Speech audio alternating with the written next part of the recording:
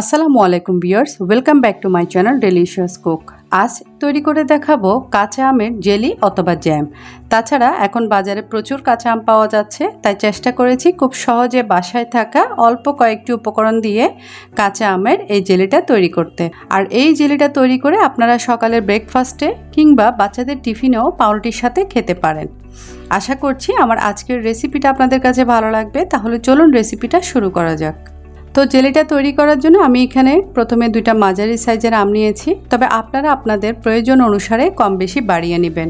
তারপর আমগুলোকে আমি ধুয়ে ভালোভাবে খোসা ছাড়িয়ে নিয়েছি। এবার এই রকম একটা গ্রেটার দিয়ে আমি আমগুলোকে গ্রেট করে নিব। তবে আপনারা আপনাদের পছন্দ মতো ছোট ছোট টুকরো করেও কেটে নিতে পারেন, অথবা আমার মতো গ্রেটারেও গ্রেট করে নিতে পারেন। তো আমগুলোকে আমি ভালোভাবে গ্রেট করে নিয়েছি। এখন চুলায় একটা পাত্র বসিয়ে তাতে মেজারমেন্ট কাপের 4 কাপ পরিমাণ আমি পানি দিয়ে দিচ্ছি। আজকে আমি আপনাদেরকে মেজারমেন্ট কাপ দিয়ে সব কিছু মেপে দেখিয়ে দেব, এতে করে আপনাদের বুঝতে সুবিধা হবে।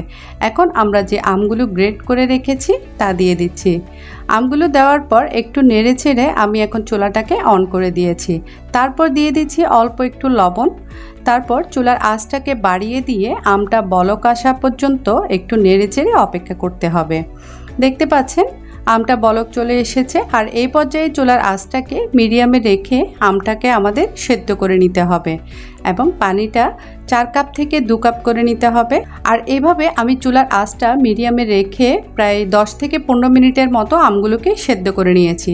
যেহেতু আমগুলোকে আমরা গ্রেট করে নিয়েছি, তাই খুব দ্রুত আমগুলো সেদ্ধ হয়ে গিয়েছে। এখন চুলাটা বন্ধ করে আমি এটা নামিয়ে নিচ্ছি। আমটা এখন একটা ছাঁকনিতে ছেঁকে নিচ্ছি। এবার এটাকে নেড়ে চেড়ে একটু চেপে চেপে আমের যে পানিটা আছে সেটা নিয়ে নিতে হবে। আর আমের যে পিউরিটা আছে দেখতে পাচ্ছেন, ওটা কিন্তু ফেলে দেবেন না। তা দিয়ে আপনারা চাটনি অথবা আমের শরবতও তৈরি করে খেতে পারবেন। আর এইভাবে করে আমি আম থেকে যতটা সম্ভব পানিটা নিয়ে নিয়েছি। এখন আমি এটা আপনাকে মেজারমেন্ট কাপ দিয়ে মেপে দেখাচ্ছি যে কতটুকু আম সেদ্ধ পানি আমি নিয়েছি। দেখতে পাচ্ছেন আমার এখানে প্রায় 2 কাপের চেয়ে একটু বেশি হয়েছে। আর একটু তো এদিক ওদিক হতেই পারে, এটা কোনো ব্যাপার না। এবার ঠিক একই মেজারমেন্ট কাপ দিয়ে আমি প্রায় 1.5 কাপ পরিমাণ চিনি এখানে অ্যাড করছি। তবে সেক্ষেত্রে আপনাদের আমগুলো যদি একটু টক হয় তাহলে অবশ্যই এখানে 2 কাপ সমপরিমাণ চিনি অ্যাড করবেন। আর আমার এখানে যেহেতু আমটা একটু মিষ্টি রয়েছে, তাই চিনিটা আমি একটু কম দিয়েছি। এবার এই সব কিছু ভালোভাবে নেড়েচেড়ে মিশিয়ে তারপর আমি চুলাটা অন করে দিয়েছি। অনবরত নেড়েচেড়ে এটাকে জাল করে নিতে হবে। আর এই সময় দিয়ে দিচ্ছি 1 টেবিল চামচ লেবুর রস। তবে এখানে আপনারা ভিনেগারও ইউজ করতে পারেন। তাহলে এটা আমি নাড়ার উপর রেখে যতক্ষণ না এটা ঘন হচ্ছে ততক্ষণ পর্যন্ত আমাদের নাড়তেই হবে। আর এই সময় চুলার আঁচটাকে মিডিয়ামে রেখে 10 থেকে 15 মিনিটের মতো অনবরত নাড়তে হবে। আর এটা জাল করতে করতে কালারটা একটু চেঞ্জ হয়ে আসবে, উপরে এইরকম একটু ফেনাও তৈরি হবে। তো এটা তুলে ফেলে দিলেই হবে। এটা ইচ্ছে করলে আপনারা এটাকে এইভাবেও রাখতে পারেন, তবে আমি এখানে অল্প একটু গ্রিন ফুড কালার অ্যাড করব।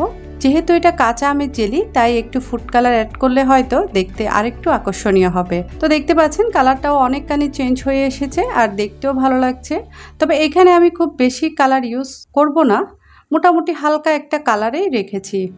আর এটা আরও বেশ কিছুক্ষণ জাল করে নিয়ে অনেকখানি ঘন করে নিতে হবে। এটা বোঝার একটা উপায় হচ্ছে অল্প একটু করে আমরা নিয়ে নিব, তারপর একটু ঠান্ডা হতে দিব।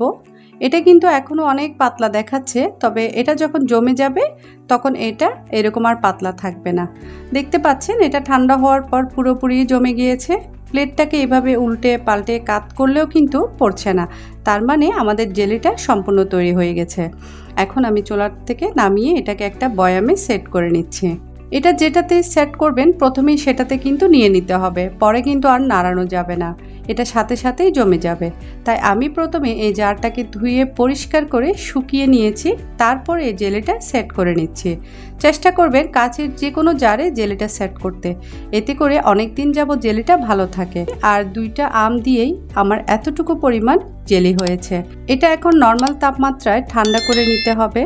তো জেলিটা পুরোপুরি ঠান্ডা হওয়ার পর এখন আমি দেখিয়ে দিচ্ছি এটা কতটা সুন্দরভাবে উঠে আসছে। আর পাউরুটি তো একটু লাগিয়ে দেখাচ্ছি। আর এমনিতেও এই জেলিটা তৈরি করে আপনারা নর্মাল ফ্রিজও প্রায় মাসখানেকের মতো সংরক্ষণ করে রাখতে পারেন। তো দেখলেন তো আজকে আমি কত সহজে আপনাদের সাথে কাঁচা আম দিয়ে একটা জেলির রেসিপি শেয়ার করলাম। আশা করছি আমার রেসিপিটি আপনাদের কাছে ভালো লেগেছে। আর ভালো লাগলে অবশ্যই ভিডিওতে একটা লাইক দিবেন, শেয়ার করবেন, সেই সাথে আমার চ্যানেলটি সাবস্ক্রাইব করে আমার পাশে থাকবেন। তো আজকে এই পর্যন্ত, সবাই ভালো থাকুন, সুস্থ থাকুন, আল্লাহ হাফেজ।